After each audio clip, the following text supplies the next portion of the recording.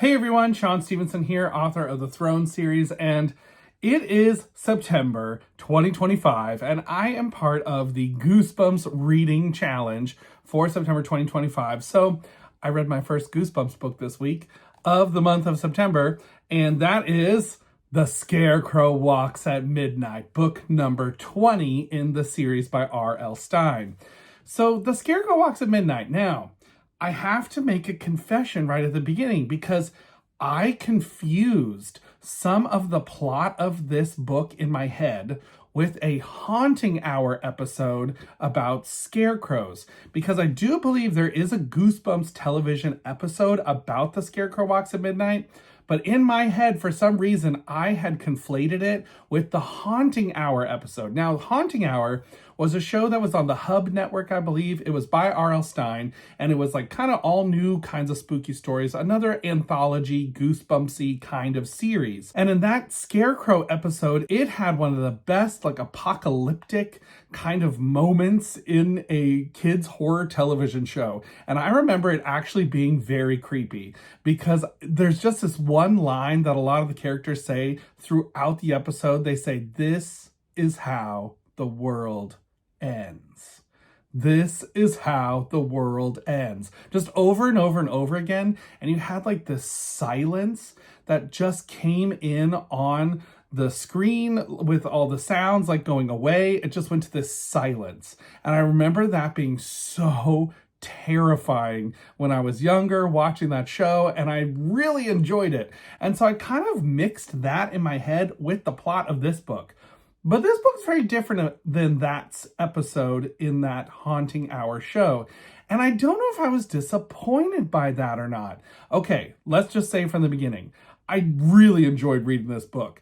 This is the perfect September-y, fall-time Goosebumps book to read. You're on the farm, there is corn, there's scarecrows, there's all those kind of fall vibes all throughout this book. You have this brother and sister, Jody and Mark, and they go every year to go stay with their grandma and grandpa out on their grandma and grandpa's farm. So they go out to stay on the farm, and there's a farmhand named Stanley who works there, and then Stanley has a son named Sticks that they call him Sticks because he's like really thin, apparently kind of like a scarecrow.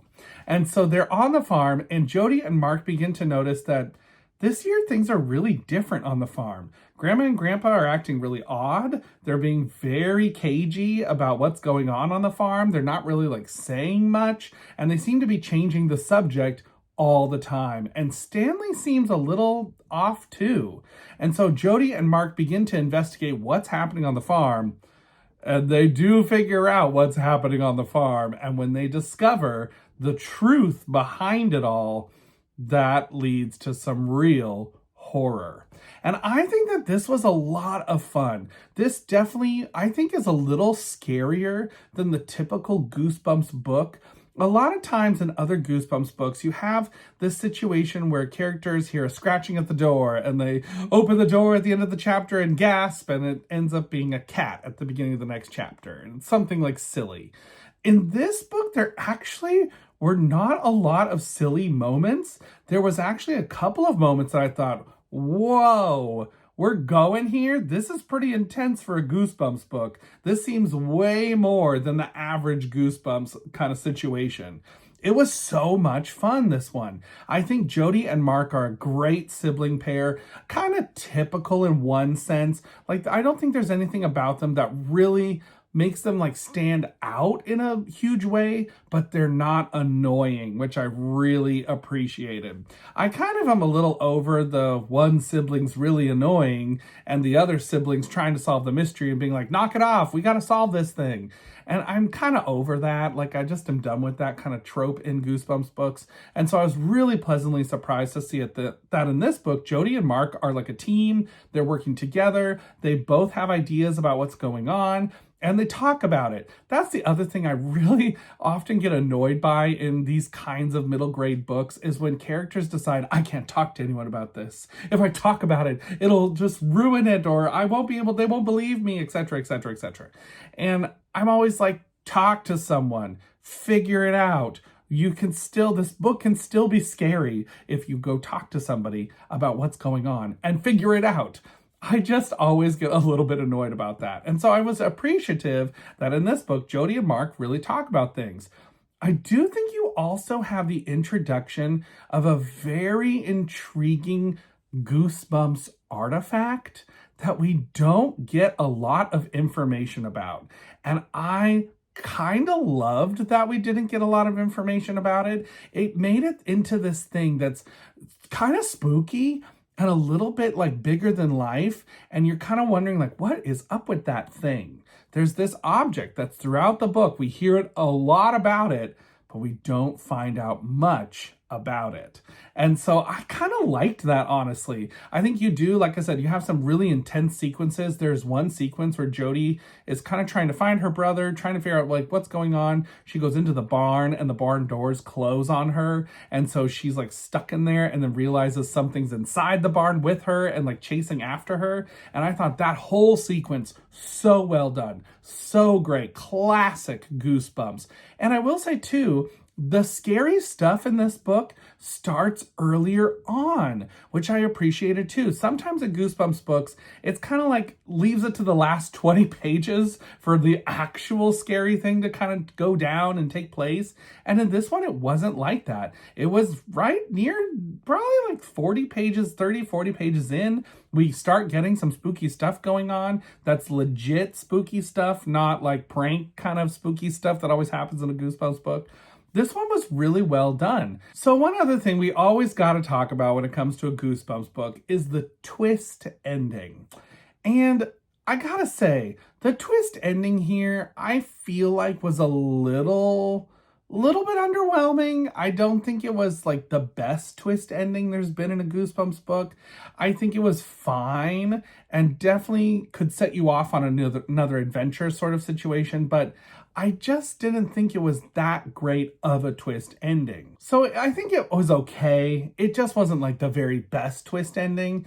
I've liked other twist endings a lot more than this one. Like I feel like a better twist ending in this case would have been something to do with that object that I talked about earlier. I think that would have had a better twist if we had something with that. I mean, in my opinion now, having read a Goosebumps House of Shivers book, I feel like one of the greatest callbacks would have been to include in that first entry in Goosebumps House of Shivers, including the object from this book, would have been so interesting. And I'm always a little disappointed that Goosebumps stories are not a little more interconnected that way. Like, I don't need it to be like this ongoing storyline with tons of characters and all these things.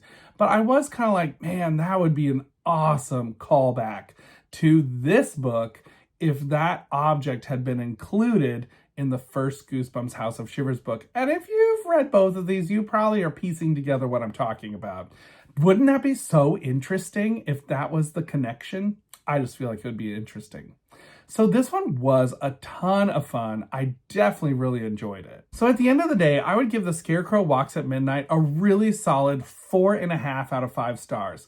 I really liked this one. I think it was a lot of fun. Like I said, I wish that I hadn't conflated it with that Haunting Hour episode in my head, because I think that Haunting Hour episode was actually a stronger Scarecrow scary story than The Scarecrow Walks at Midnight. But Scarecrow Walks at Midnight is still a really good one.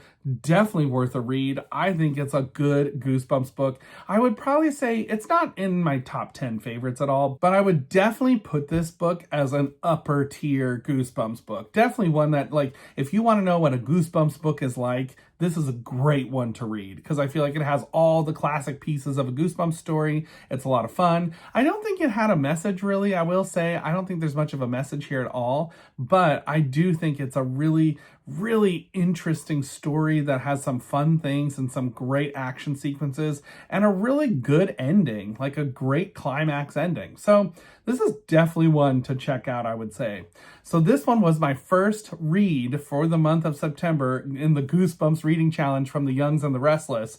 And so I'm going to be on to book number 2. I mean, I've read a couple of the books in between since I finished this book, but I'm going to be on to book number 2 that I'm going to read now. And I do think the next one I'm going to read is Calling All Creeps. So I can't wait to dive into this one. This is one I don't remember the TV episode. I don't know anything about it. So I cannot wait to read it and see what happens. But I gotta wait until next week because this is next week's book, because you gotta do one a week. It's not too late to join the challenge. It is only, as I'm recording this, it's near the end of the first week, so you still have some time to get in a Goosebumps book. They don't take a lot of time to read, so you could read one, get one in this week, and then read one every single week for the month of September.